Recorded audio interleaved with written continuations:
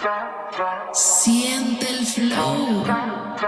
La música corre por nuestras venas. Mi se rupe, sunt proxenet. Mi se rupe, sunt băiat deștept. Mi se rupe orice ar fi, chiar dacă focul te nu prea poți căldi. Mi se rupe, sunt proxenet.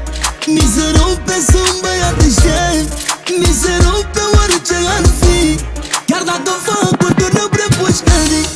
Recunosc, domn procuror, sunt mare pescar, dar din câți ani anchetat sunt cel mai șocat. Și toate fetele ți-au spus că nu le-am forțat. Prin toată Europa băiatul ți l-a plimbat. Prin Spania, Germania, chiar și Emirate.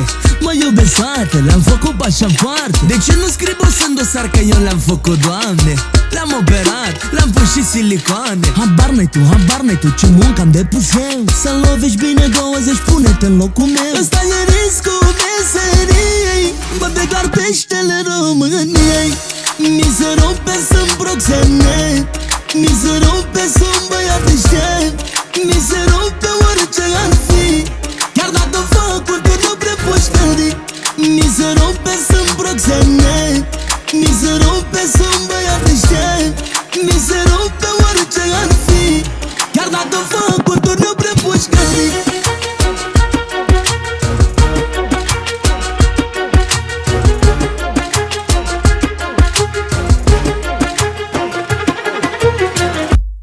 Băiat frumos, brunețel și tatuat, dacă eram femeie nici eu n-aș fi rezistat. Și uită-te puțin la barba mea și ochii mei. A născut mama aspirator de femei.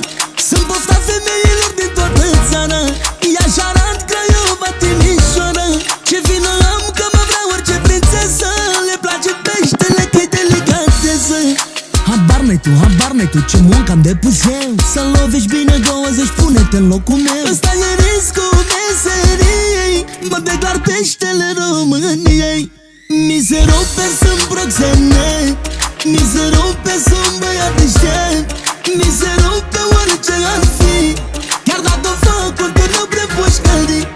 Mi se rupe, sunt proxenet. Mi se rupe, sunt băiat deștept. Mi se rupe orice ar fi, chiar dacă focul te nu prea poți căldi. Motherfucker mami, adu cu ce bani. Vino cu prințesa mea să pup eu gurița ta. Anunț-ți familia că plecăm în Spania. Uf, uf, da, da, motherfucker gata mea. Motherfucker mami, adu cu ce bani. Vino cu prințesa mea să pup eu gurița ta. Anunț-ți familia că plecăm în Spania. Uf, uf, da, da, motherfucker gata mea. Acest material este doar un act artistic, e așa? Da! Și respectați legea, bineînțeles. Familia